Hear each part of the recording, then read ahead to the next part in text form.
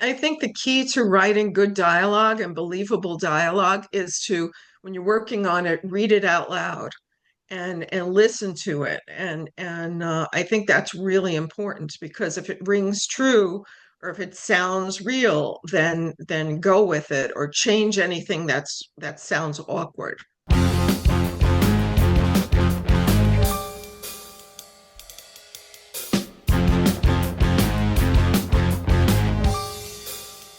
Hi, I'm Vinnie with Volossal Publishing, and I'm here with one of our premier authors, Cathy Gigante-Brown. She has a brand new book, Immigrant Hearts. We're going to be talking about that and her catalog, large catalog of previous books. So, welcome, Cathy. Good to see you again. How is everything there in New York? Everything's good. It's a rainy day, but you brought some sunshine into it. Good to talk to you. So, let's talk first about Immigrant Hearts. What was the inspiration for this one?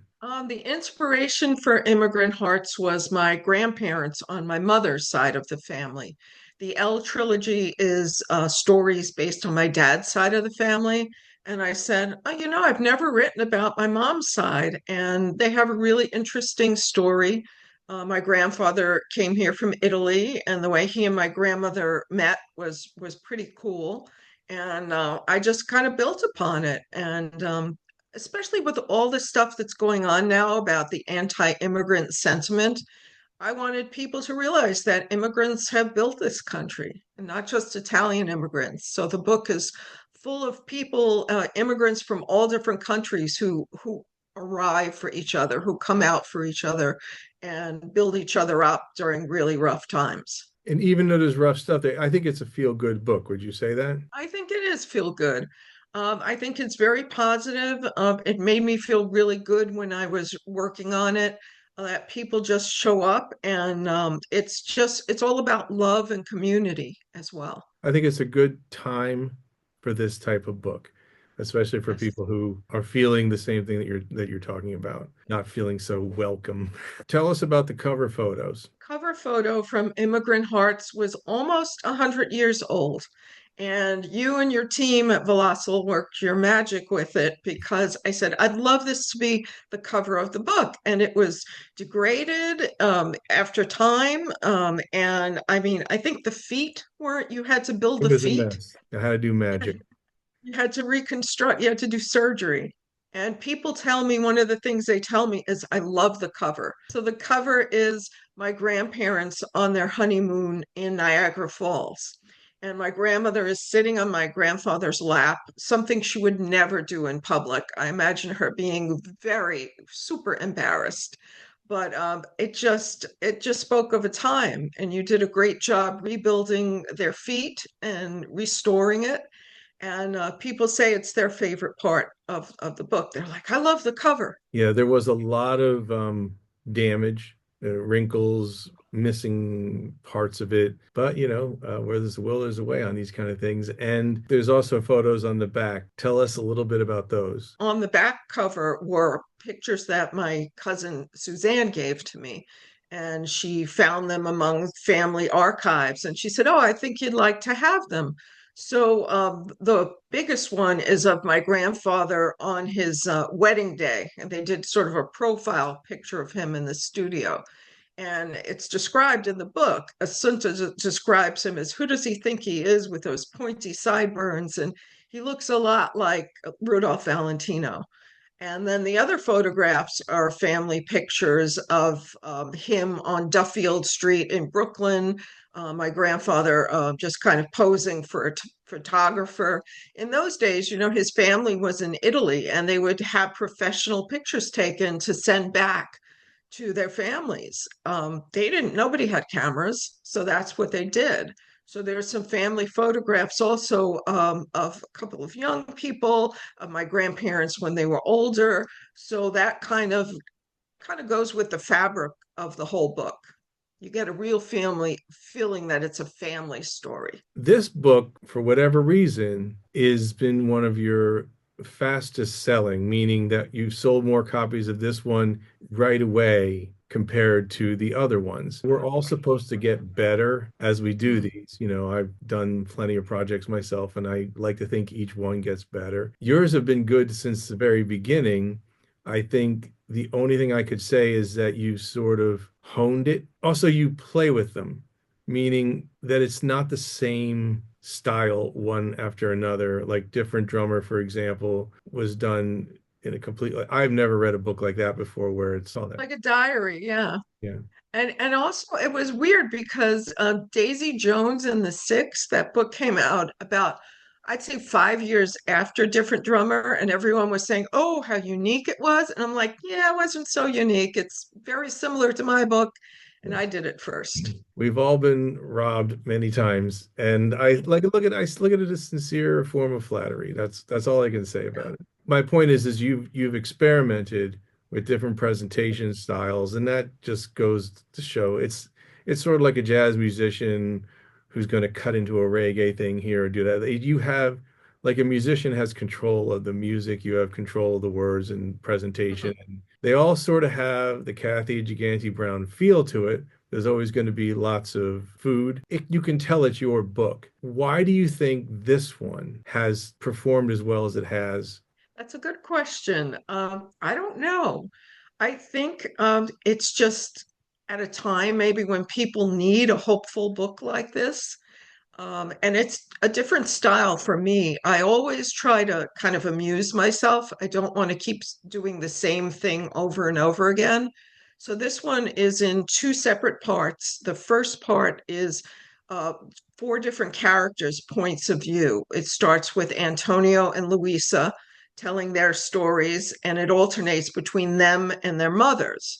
And then as people come and go from the story, we won't say how, then it splits kind of toward the middle. It splits into part two, which is 1 year in their lives after they're married and they have a family. So it's the year 1940, before the Second World War, but as it's brewing up, and each chapter is a month from that year.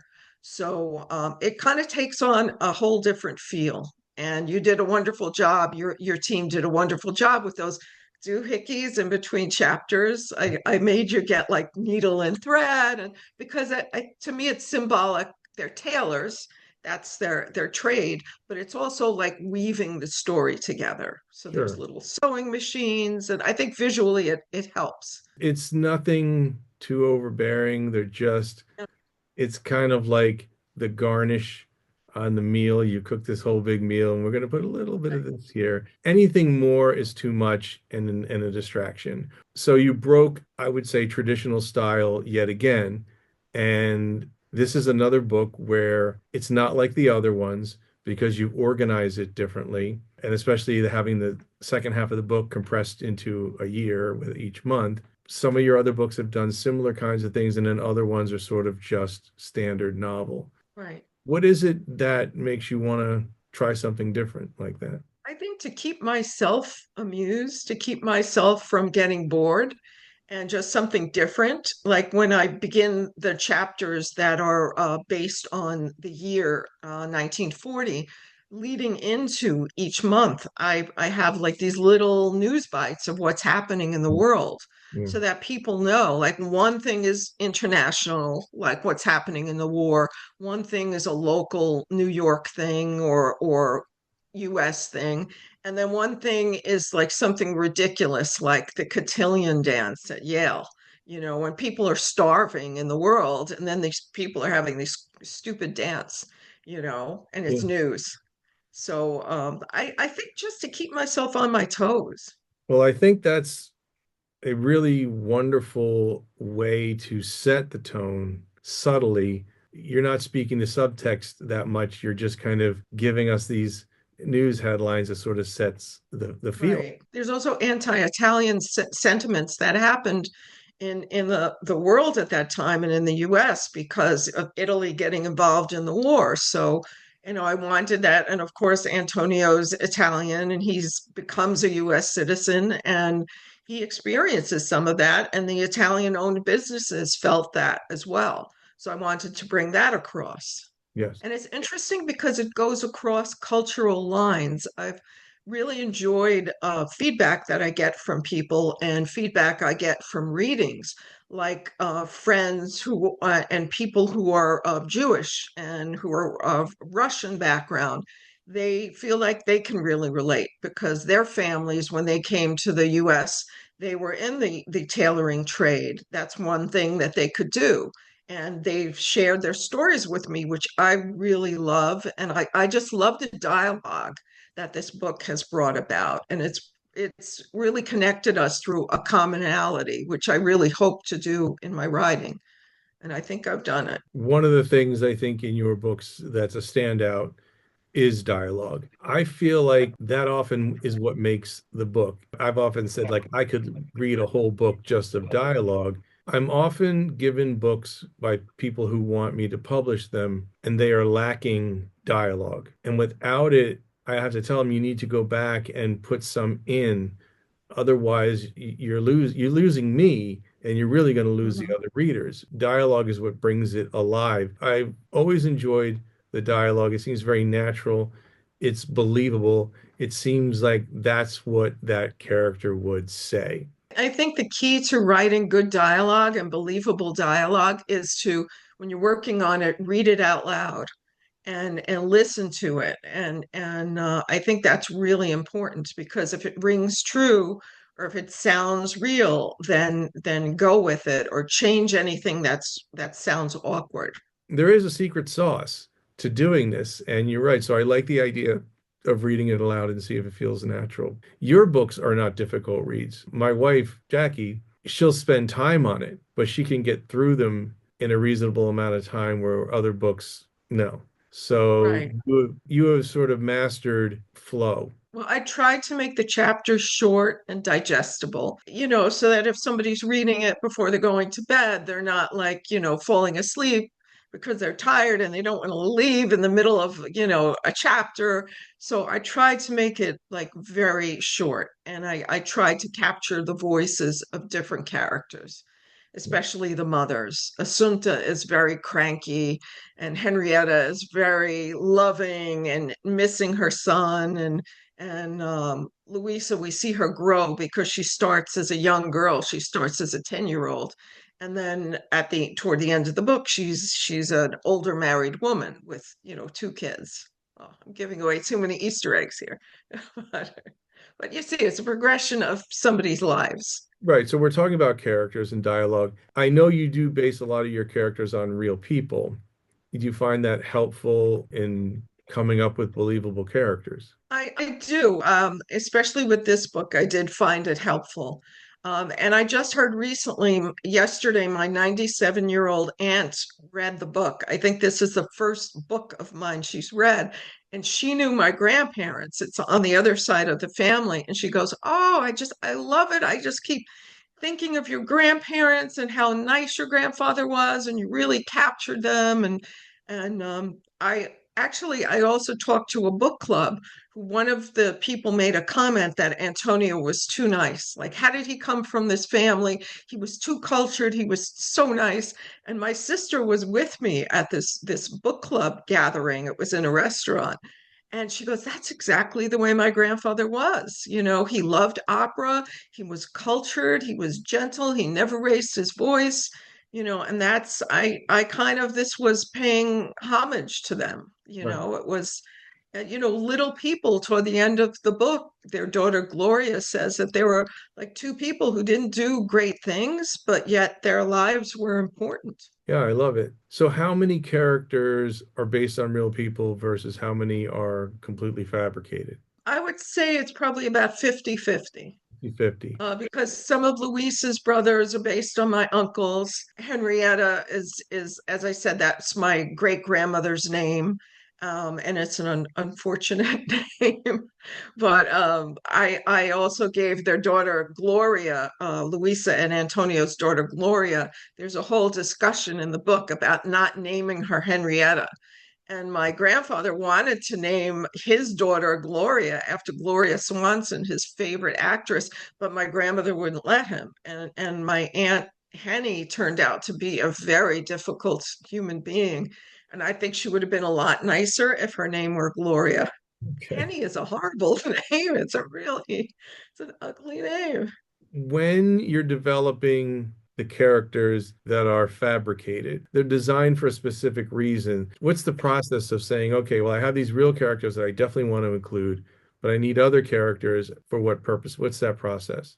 The process is whatever you need to move the story along. Like Antonio wanted his own business, but couldn't afford it. So I introduced the Charlie Mura character, who had money he wanted to invest and wanted to get into the industry, and he financed a business for Antonio.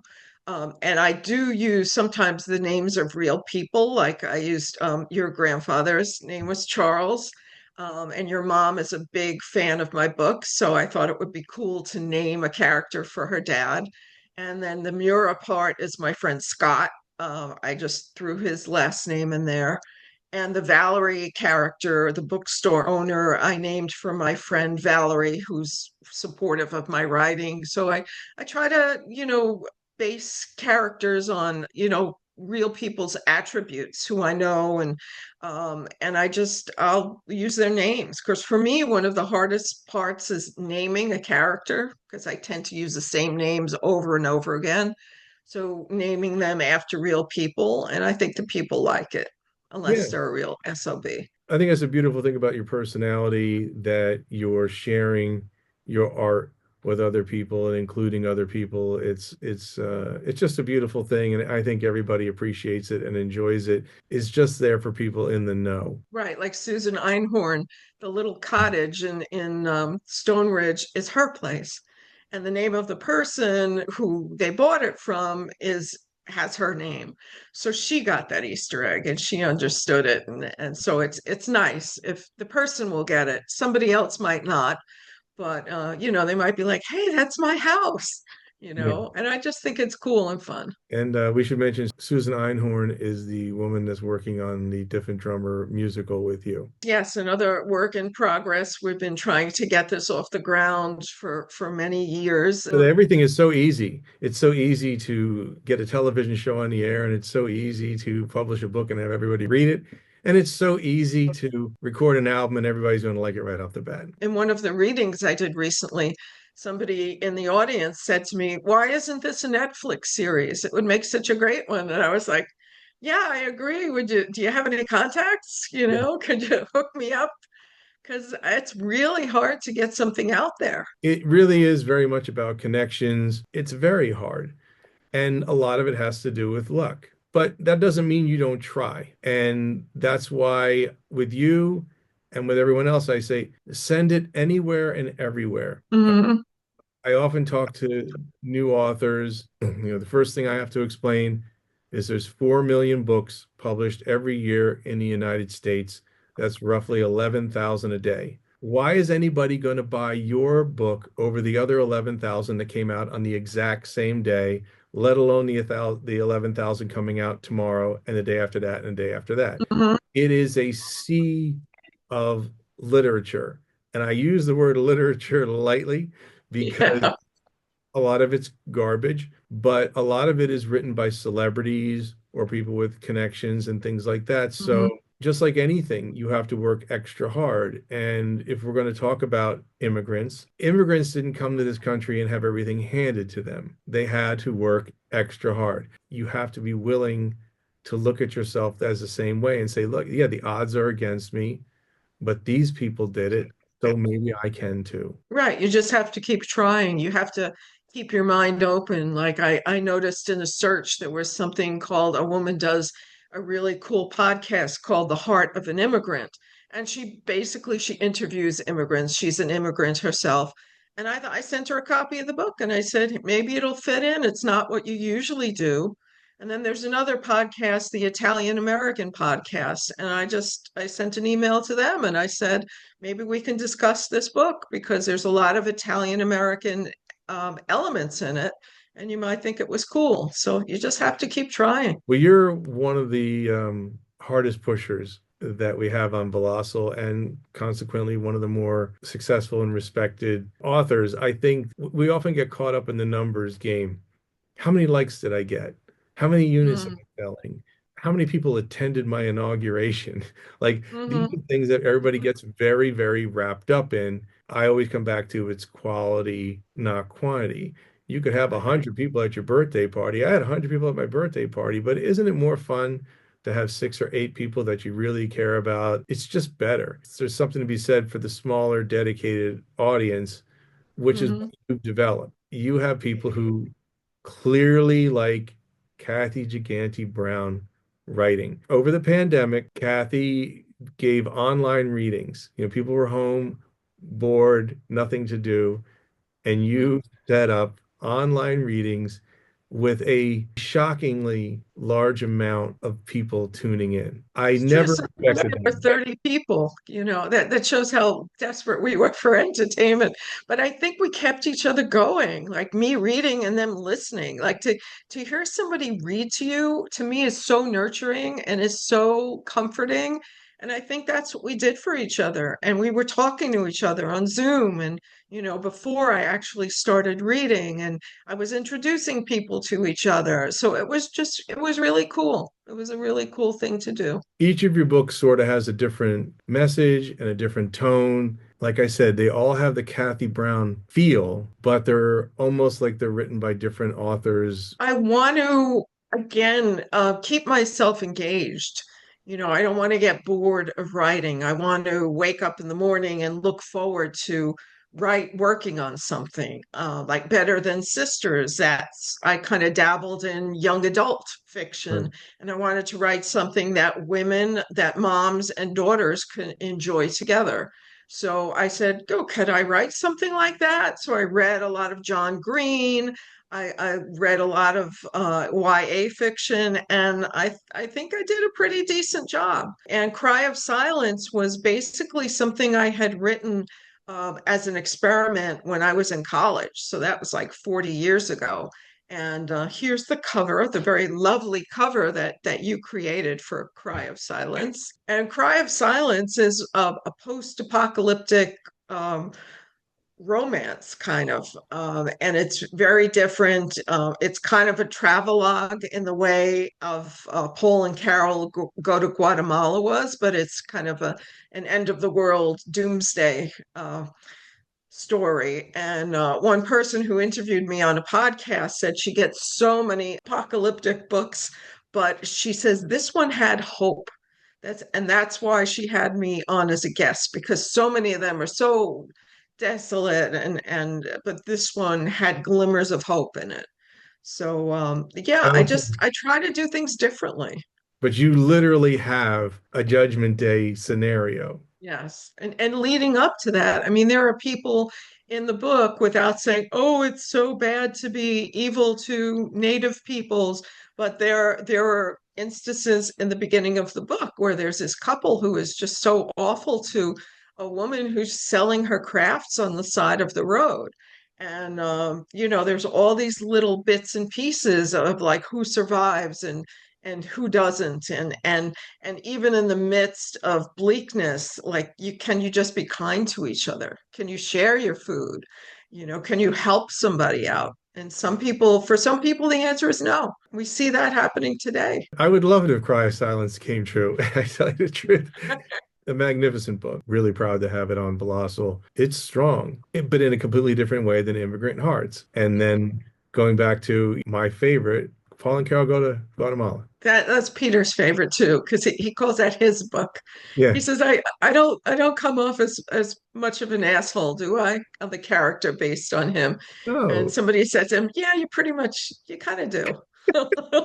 he But a comes across. lovable asshole. It is semi-autobiographical, and I just love the vulnerability of of the female character. When you really are into somebody and you want Mhm. them to like you too, it is a very desperate feeling. That often causes you to do foolish things or things that will not help them like you.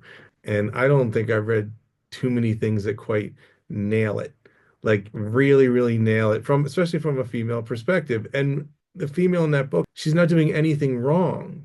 She just wants this guy to like her. And And she's very insecure, and you're always second guessing what you're doing, like, oh, am I talking too much, am I talking too little, does he know that I care, can I say I love you, and there's all this internal dialogue going on that I think is really honest. It was based on, we should say that it was based on a journal that I kept when I traveled through Guatemala very early in my who's now my husband and my relationship.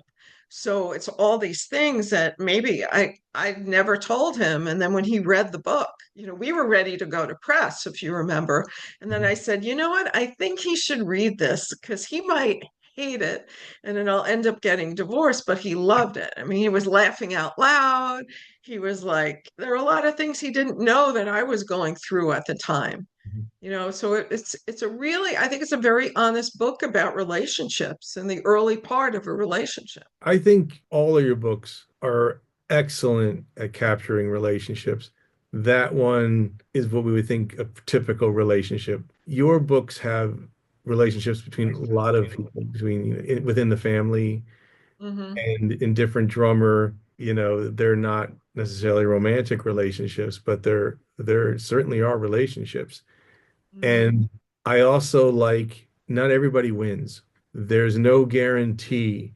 And it's not like, oh, everything just works out fine in a Cathy Brown book. Different Drummers, I love that book because you think it's going to work out just fine. And it kind of it's everything in life is up in the air, and you don't know for sure. You don't know what's going to happen. And we see it in our own lives. Things are going, along beautifully and it's perfect, and then somebody gets sick or somebody, it's all these things that you don't imagine happening happen. And in Different Drummer, there's all these curveballs, and from being a musician, just being the dynamics of a band is crazy. It's like a five-way marriage, and like everyone's wants different things. And what success to one person is not success to another. So it's Different Drummer. I think I tried to portray what I saw as band life accurately. It's another great one. And in Better Than Sisters, not everything kind of works out. I wouldn't say you're the queen of happy endings. It's funny, your apocalyptic book probably has the happiest ending. Right? You know, So it depends on your definition of happy. yeah, That's the, sure. yeah, happy for some. Yeah. Yeah. You've been doing a lot of press, podcasts, publicities, readings. Is this something that just happened, or have you been working on this for years, building up this sort of database of connections and places to turn to promote your books? I've been working hard on building a database of people who have shown support for my books. The Italian American Museum in Manhattan just reopened, and I had a wonderful relationship with them, and it continues. Joe Scelsa, the director, really is supportive of my writing, and he thinks it furthers the Italian American immigrant story and experience. So when he heard I had a new book out, I went to an event there and I didn't even have to ask him. He goes, "Oh, we have to have you here." And I was like, "Okay, let's do it." And a little local bookstore called the Bookmark Shop in Bay Ridge, Brooklyn, shout out to them. Christine, the owner, has been really supportive. And the book in Immigrant Hearts was based on her bookstore because she does all these great things where, she sells crafts, she does classes for kids, she teaches knitting, and I based the bookstore in Immigrant Hearts on her, and she loved it. She was flattered, and I did a reading there. So, I think you build just a relationship with people, and you keep it going. And even if you think something's a long shot, like if there's, I mentioned earlier, the Italian American podcast or something called The Heart of an Immigrant, you just pursue that and see, just plant some seeds and see if, that people have any interest. And if they don't, it's fine, but they can't fault you for trying. When you try, you don't lose. When you don't try, that's when you lose. And that's one of the things that we do and sort of have developed. Volossal gives you the right tools. I mean, you're able to send a well-made sell sheet. You're able to Mhm. send a screening copy. You're able to send, have postcards, things that the tools you need to say, hey, this is a serious. Right. The better it looks, the better it's presented, the more chances you'll have to get through to some of these places where I know a lot of the self-published stuff just is not even opened. It's just no, they just it's gone. It doesn't Yeah, even it's not even. poorly done. The page breaks are weird. Yep. There's very strange flows. It just does not look professional. My favorite is when the ebook crashes your crashes your phone or your reader, Yeah. one of my favorite things that everybody should know with working with Cathy is we do get on the phone. I mean, she sends me corrections and revisions, but my favorite thing is when we get on the phone and go through the book top to bottom, just Mhm. fixing all the little things. A widow here, an orphan there. Oh, that line seems too crunched because we are creating a piece of art.